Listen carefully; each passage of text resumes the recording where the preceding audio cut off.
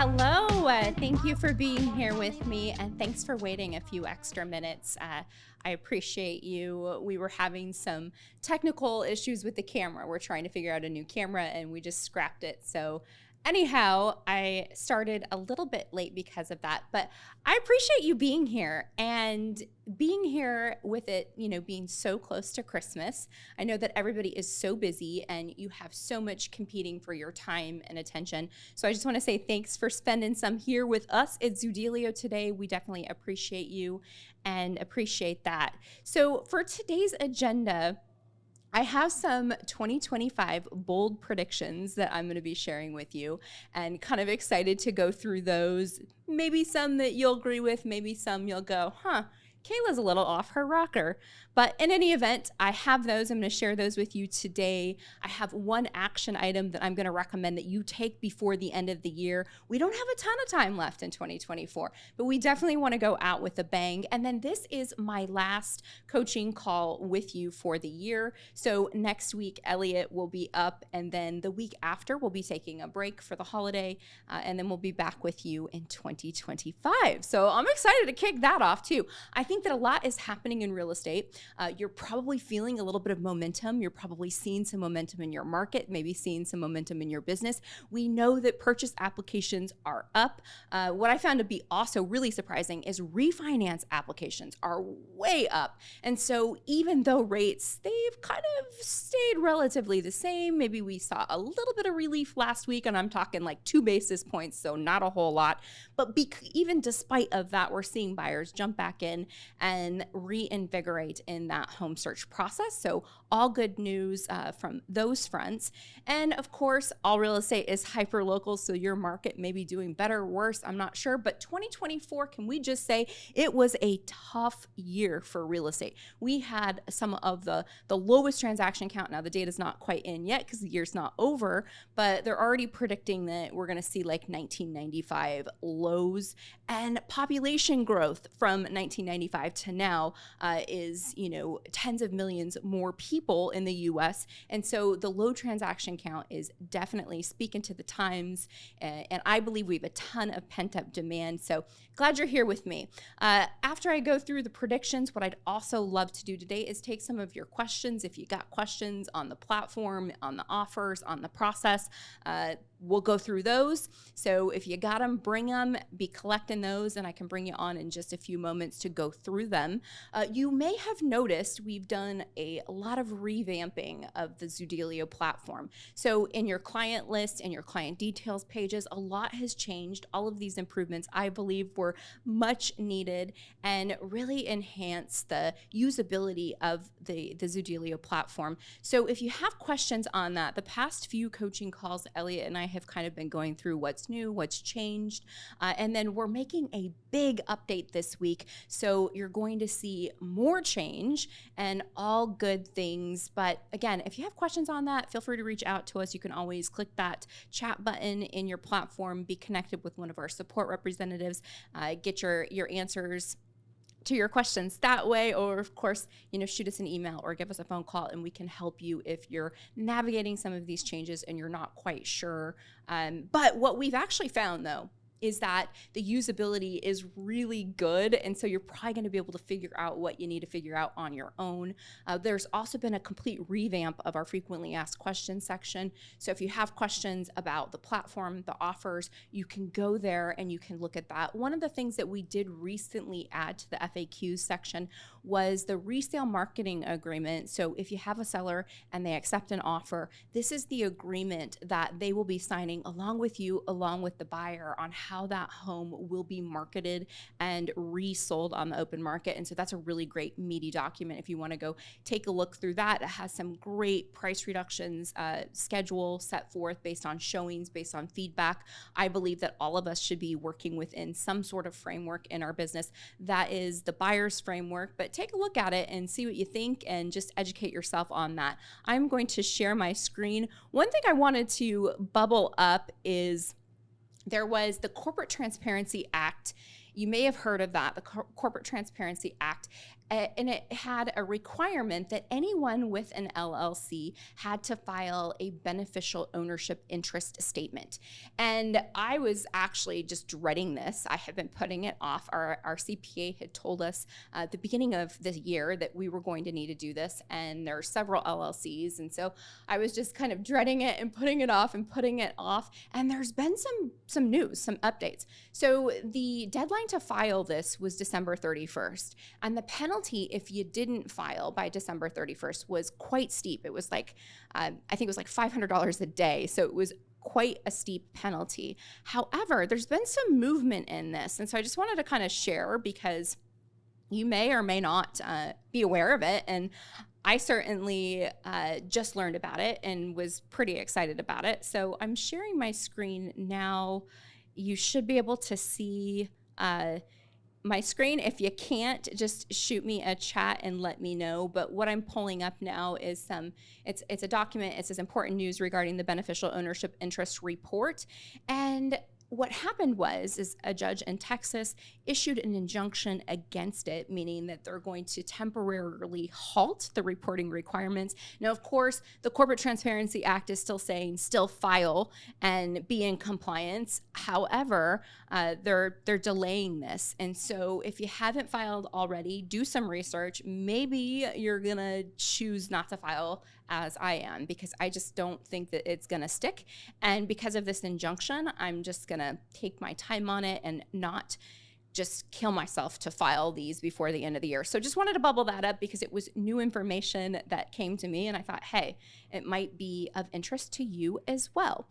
All right. Also, we are starting a reporting every week. And so if you're part of BAM or if you follow BAM, Byron Lazine does a hot sheet every day. And at the beginning of the week, he's going to be giving the Zoodealio top markets for cash offers. And so I thought we would share them with you as well. So he'll be reporting these weekly on his hot sheet YouTube show. And here they are. So the top 10 cash offer markets for the week ending Friday, December 13th. Number 1 was Las Vegas, Nevada. So the most cash offer requests came from Las Vegas, Nevada. Number 2 was Marietta, Georgia. You see Dallas, Texas, then Henderson, Nevada. So Nevada is kind of a hot spot for these cash offers last week. We've got Orlando, Florida coming in at 5, Phoenix coming in at 6, Houston, Texas coming in at 7, Jacksonville, Florida at 8, Miami, Florida at 9, and Philadelphia, Pennsylvania at 10. So I thought this was kind of interesting. We'll keep sharing these for you every week so you get an idea of where the hot spots are for cash offers and how your market is performing. Let's head on to the 2025 real estate outlook. I have 10 bold predictions for you and one thing that you can do now to set yourself up to thrive in 2025. Number 10, we're gonna count backward here. Number 10, I really believe that we will see a rise in co-ownership or fractional ownership investment models. So you probably heard of Picasso. Picasso is a fractional ownership model where it's all done digitally online and you can go and buy a fraction of a home. Typically, these homes are expensive vacation rentals. I think that we're going to see a model come that is going to be more mainstream. And maybe Picasso takes this torch and carries it, because I just really believe that with affordability challenges, these models will rise. People will want to pool their resources together and purchase properties together. Maybe they know each other, maybe they don't, and platforms will help them bridge the gap. So this one I felt was a little fringe because I think a lot of people are still on the fence if this is a thriving idea or not, but I think we're going to see it, and I think 2025 is going to be the year that it makes its entry into the marketplace.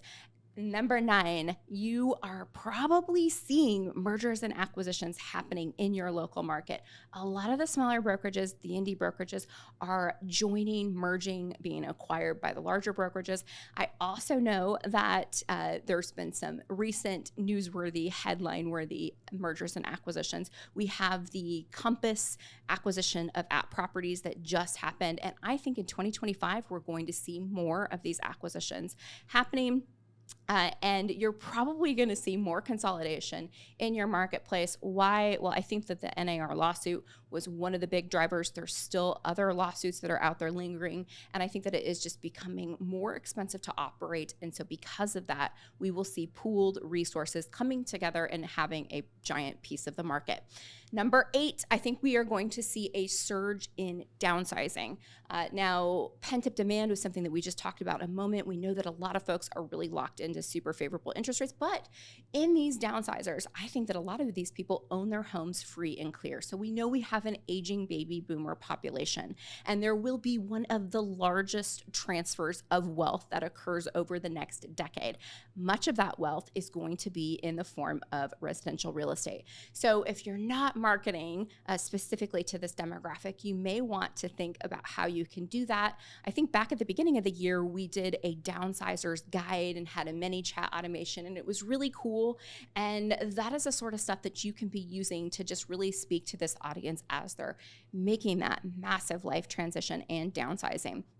Now, that being said, I brought this up internally time and time again because this silver tsunami, as it's being called, maybe it's not going to solve the affordability and the housing crisis as we think it will. And that is because a lot of these homes might be in areas that are less desirable for the folks that are needing to buy the homes. And so it's going to be really interesting to see how this trend plays out. But again, next year, anticipate that there will be more of the baby boomers aging out, selling their homes, moving on to that next phase of life.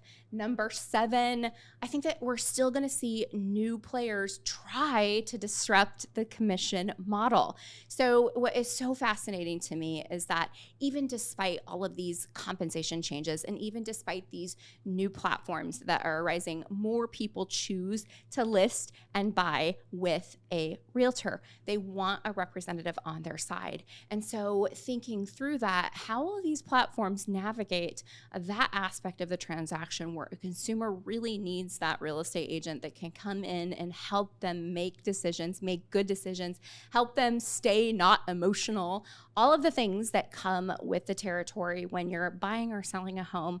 What is that going to look like? But we do know that there are a ton of new models popping up.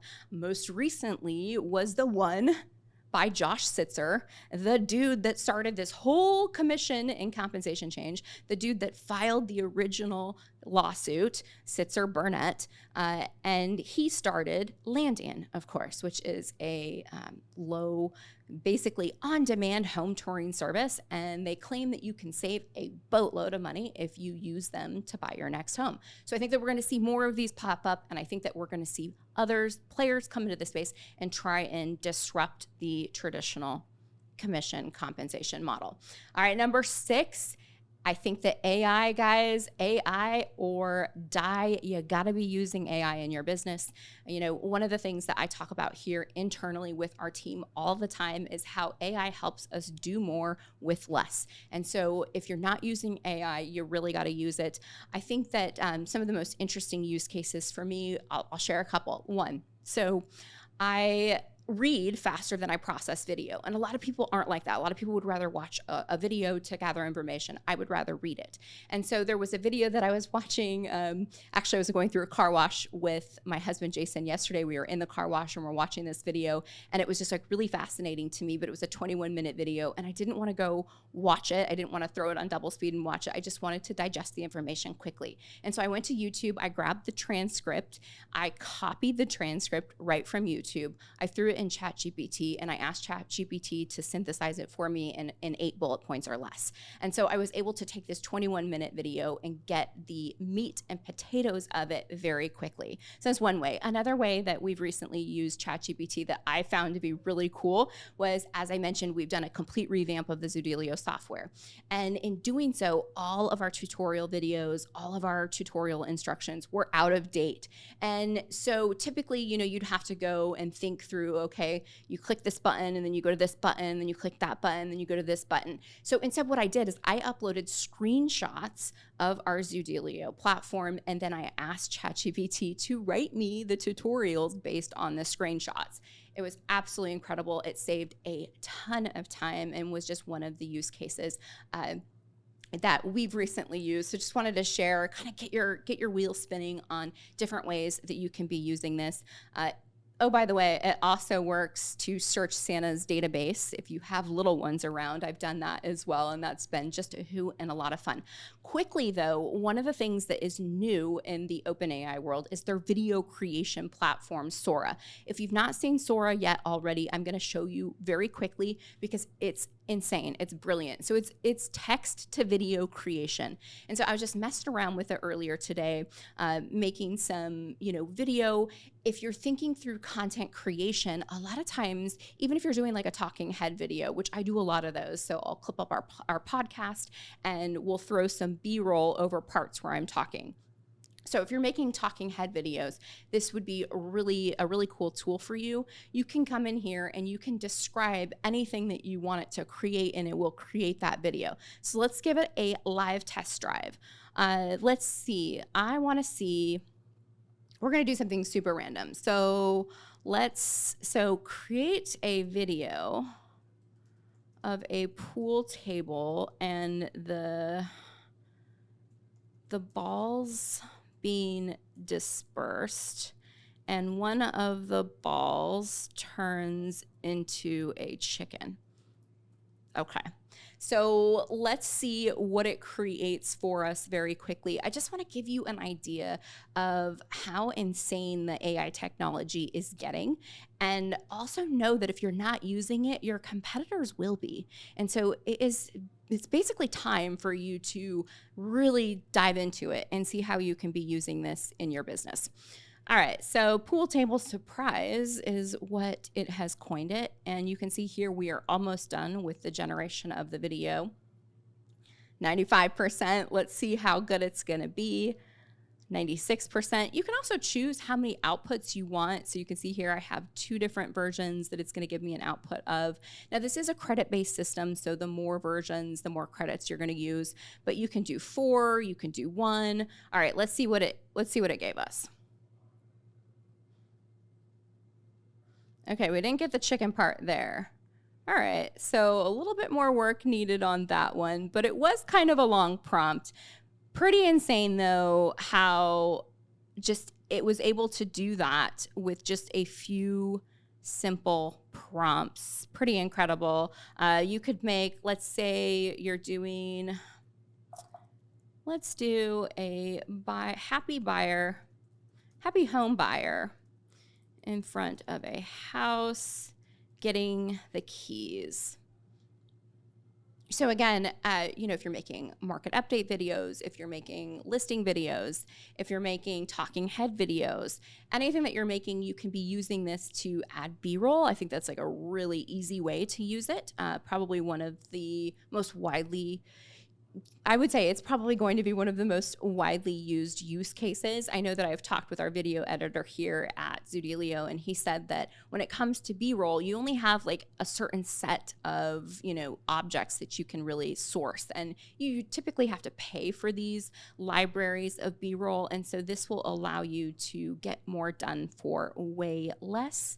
And let's see what that new home joy, as OpenAI has termed it. Let's see what it comes up with. 90%. We are almost there. And pretty incredible that within just 20, 30 seconds, it creates an entire video sequence for you. Absolutely incredible. Again, I think that the pace of AI and what's going to change over the next 12 months is going to be really cool. It's exciting. I was listening to one of the founders of, I don't know if you guys remember Netscape. It was like one of the first browsers. And he was talking about how AI is going to be bigger than the internet. And we just don't even quite understand how pervasive it will be in our everyday life. So that's kind of taken a minute. I'm going to go back to our predictions. We'll come back to that video and check it out here in a moment. Let's head to number 5. Now, this one is really near and dear to my heart. If you listen to our podcast, you know that we talk about Bitcoin a lot here at Zoodealio.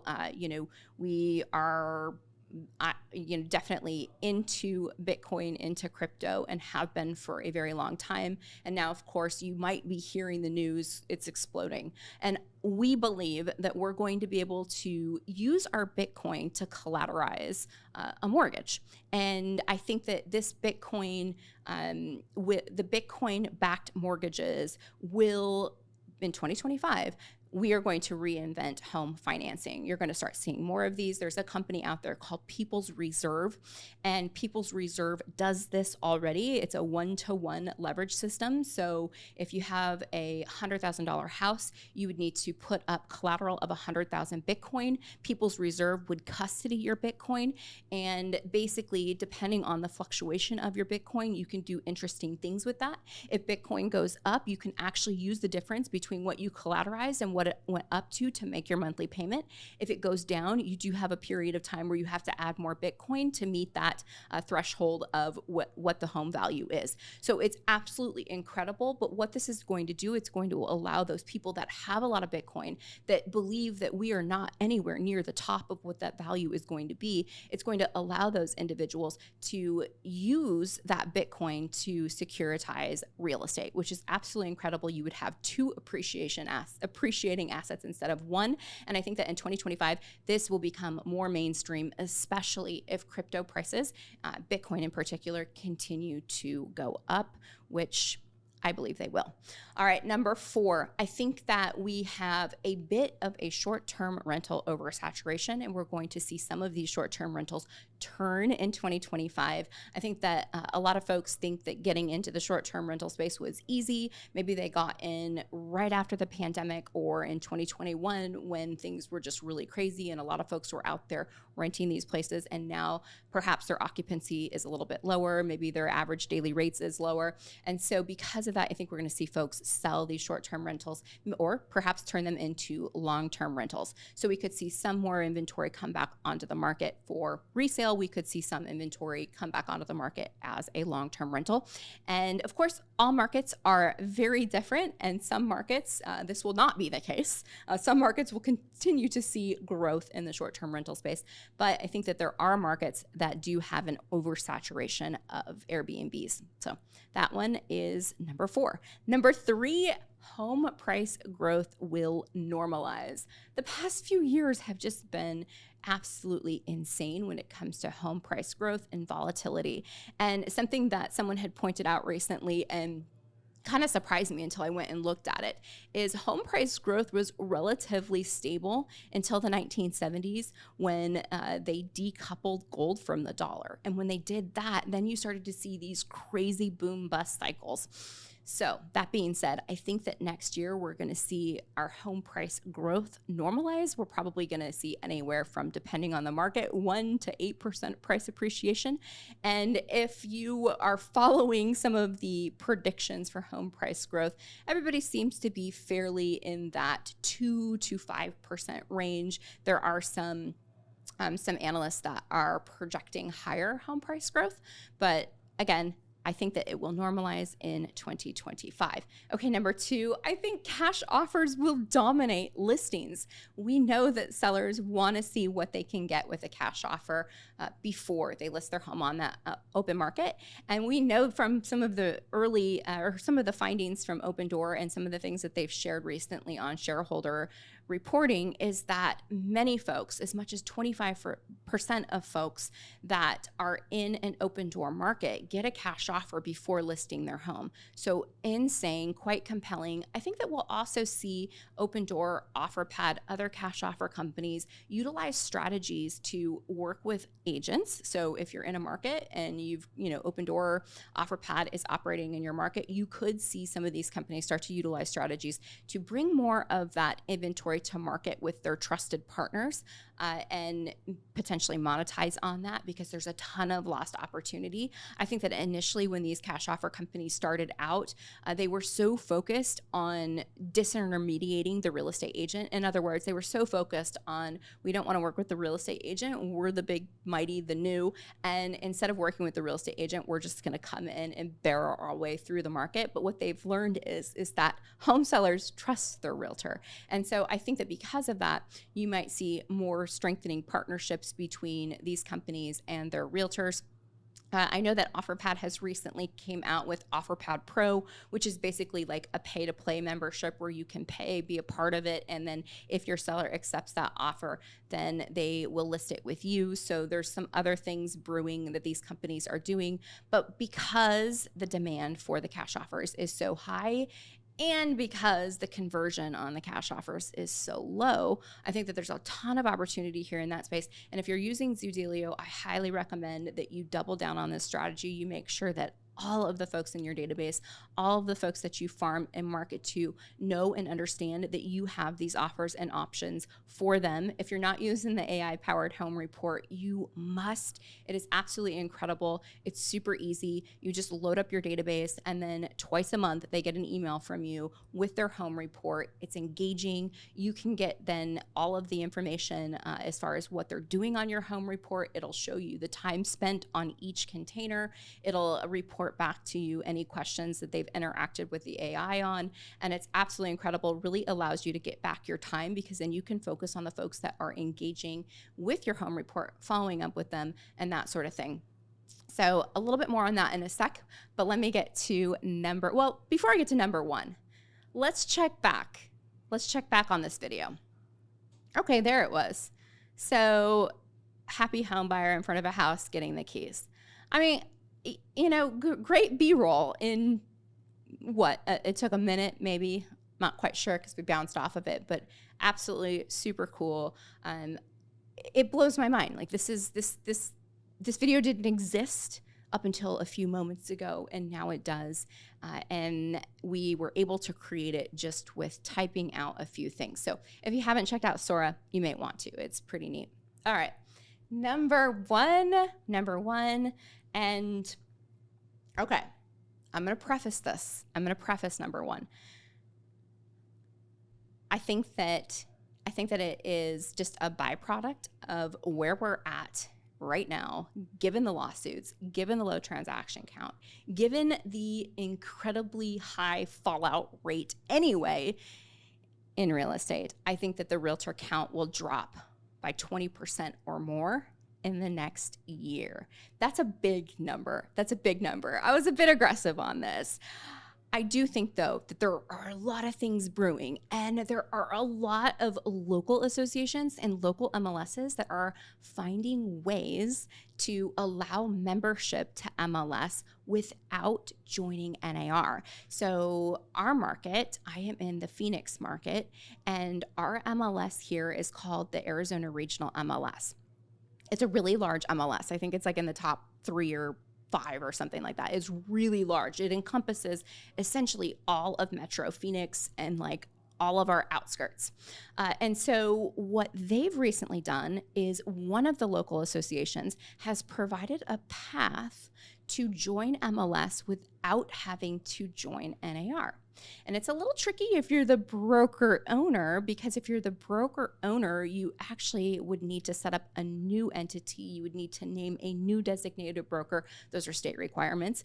And then you could use that new entity, that new broker owner, to bypass NAR and essentially only join the MLS. And so I think we're going to see more of that. And so those agents then wouldn't be realtors. They would just be real estate agents. So I think we're going to see like a bifurcation of the realtor population. You're going to see the real estate agents, which typically here in my market, the only real estate agents were really the ones working commercial, because everybody else had to join, they had to join the association, they had to join NAR and then their local association in order to get the MLS. This is going to provide a path for real estate agents to bypass NAR and only be a part of that MLS. So I think that we're going to see that happening, and it's a competitive market. A lot of realtors did not have a good year this year. And I think because of that, we're going to see more continue to throw in the towel. It's so competitive. It will require so much work. We're going to see some drop off. So what that means for you is incredible, tremendous opportunity. And one thing I want to remind you of is that You do need to take your code of ethics training before the end of the year if you haven't already. I'm due for mine, so I gotta go on and I gotta take mine. You can do it on NAR's site. If you're a member of NAR, you can do it on NAR's site, and it's free, but you gotta take that training before the end of the year or they're gonna cut you off. So those are my predictions for 2025. What do you think? Am I off my rocker? Any that resonated with you? Or any that you're like, she's so dead wrong on that? I'd love to know. Also, I have some time left, so if you have any questions and you've been holding them, happy to answer those now if you would like. Happy to get into it. But overall, I'm very optimistic about 2025. I'm optimistic about the future. I think that there's never been a time like now where we have this incredible opportunity to really create the future of real estate. The rules have been completely upended, completely unwritten, and now we get to forge our new path. So just hang in there.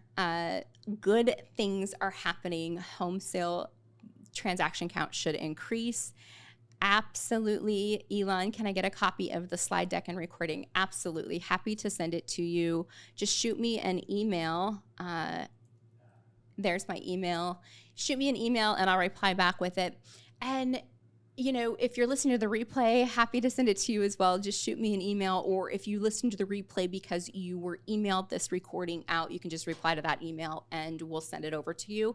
But the one thing I mentioned, the one thing that you can do before the end of the year so that you can thrive in 2025. And it's like the simplest thing. It's so simple that you probably won't do it. So simple. All right. So here's what it is. You load your people up on the home report. Then you go through and everyone who has opened it, you make a phone call. And that phone call is a did you get phone call. Now, I love the did you get phone call because it's an easy phone call to make. It's not you like scrounging for a reason to call them. It's you simply calling and following up and asking them, hey, did you get it? I recently partnered with a company that provides a monthly home report for you. I sent it out. Did you get it? What did you think? Do you have any feedback for me? What did you think about the values it had in there? Did you play with the calculators at all? Was that of any interest or value to you? Get feedback, have a good, meaningful conversation with them. It will be one of the easiest calls that you make. And then I'm going to take this a step forward here. If you get any good feedback, please share it with us.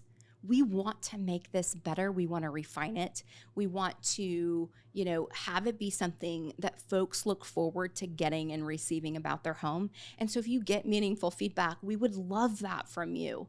That only helps us make our product better. So, all right, Thomas, yes, Sora does have a fee. And you can basically, you choose your plan. I think it was like $20 or $25, or there's like a $200 plan. I just did the lower plan. So there is a fee. So if you're not using it, then you might want to like cut it. But it's really cool. And I think it's going to elevate the content creation experience. It's going to simplify it. It's going to make it a lot easier. And those of us that can figure out ways to use it, we're going to save a ton of time, and then we're going to have a strategic competitive advantage against everybody else. So I'm a huge fan of it, and we'll definitely get you the slides as well. All right. Hey, thank you everybody for being a part of Zoodealio. Appreciate you. Appreciate your time today. Okay, well, happy holidays all. I appreciate you. I will be back next year ready to just help you have an amazing, successful year and use all that Zoodealio has to offer for you and your business. Thanks, folks. I'll see you next year.